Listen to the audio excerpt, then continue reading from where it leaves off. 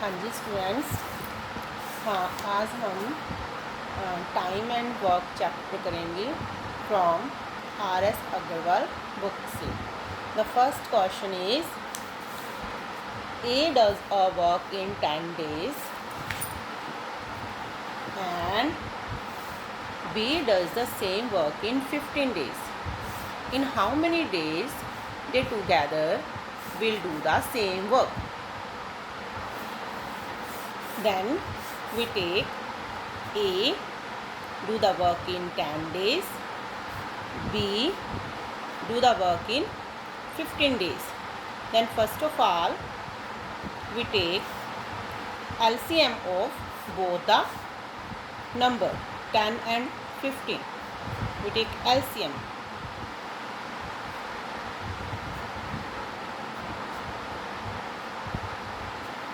Okay, then LCM is 30. Then both the person do 30 units work. Then we find their work of unit in 1 day.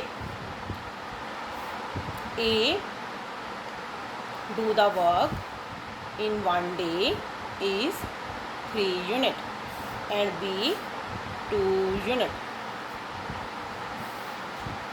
This is same like जब हम इन दो number की multiply करेंगे तो इन दोनों का answer इस बीच वाले नंबर से होना चाहिए। Like 10 into 3 30 and 15 into 2 30. Then we can find in how many days they together will do the same work. Then total 5 unit work. 5 unit work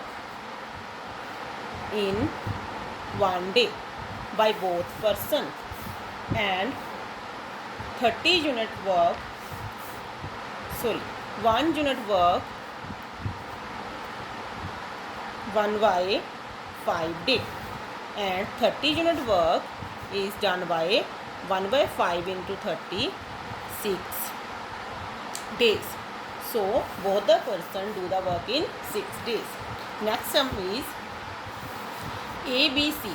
3 person है हमारे पास, वो तीनों काम करते हैं 24 6 and 12 days रिस्पेक्टिवली। ठीक, सबसे पहले हम जैसे फर्स्ट सम किया था ऐसे लेंगे कि A do the work in 24 days, B do the work in 6 days, C do the work in 12 days, and then we take LCM.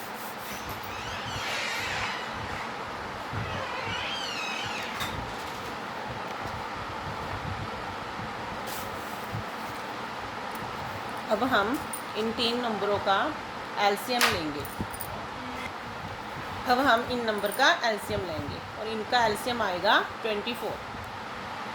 तो ये 3 पर्सन मिलके 24 यूनिट काम करते हैं। ठीक, अब हम इनका एक दिन का काम निकालेंगे। तो एक दिन का काम निकालने के लिए हम इस नंबर को इस नंबर के साथ डिवाइड करेंगे। 24 को 24 के साथ डिवाइड किया 1, 24 को 6 के साथ डिवाइड किया 4, 24 को 12 के साथ डिवाइड किया 2, दैट इज सेम। अब इनकी मल्टीप्लाई करो तब भी सेम आएगा, डिवाइड करो तब भी सेम आएगा। तो ये ए एक दिन में 1 यूनिट काम करता है, बी एक दिन में 4 यूनिट काम करता है, सी एक दिन में 2 यूनिट काम करता है। तो टोटल 7 यूनिट काम होता है एक दिन में 3 पर्सन के द्वारा, ए बी सी। अब हम लिखेंगे अगर 7 यूनिट काम एक दिन में होता है तो 1 यूनिट काम कितने दिन में होगा 1 by 7 डेज में। हमने टोटल निकालना है तो 24 यूनिट काम कितने दिन में होगा 1 by 7 into 24, like 24 by 7, that is answer. Clear. अब हम नेक्स्ट सम करेंगे। A man can do a piece of work in 5 days but with the help of his son he can do it in 3 days। In what time can the son do it alone. तो सबसे पहले हम लिखेंगे A can do a piece of work in 5 days and his son. तो his son को हम ले लेंगे बी। बट वो अपने पिता के साथ मिलके काम करता है, तो हम दोनों को मिला देंगे, A for his father and B for son, दोनों मिलके काम करते हैं 3 डेज़ में। तो इन दोनों का एलसीएम आएगा 15। तो जो ए है वो एक दिन में कितने यूनिट काम करता है, 3 यूनिट। बी और ए प्लस बी दोनों मिलकर एक दिन में कितने यूनिट काम करते हैं, 5 units. The method is same, दोनों को मल्टीप्लाई करेंगे तो ये सेम आना चाहिए। तो एक दिन में 8 यूनिट काम होता है। क्लियर?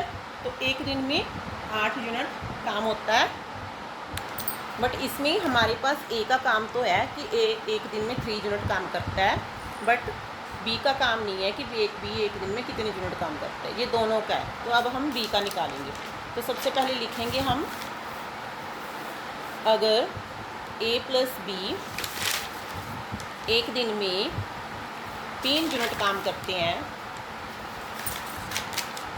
सॉरी 5 यूनिट काम करते हैं मिलके, और ए एक दिन में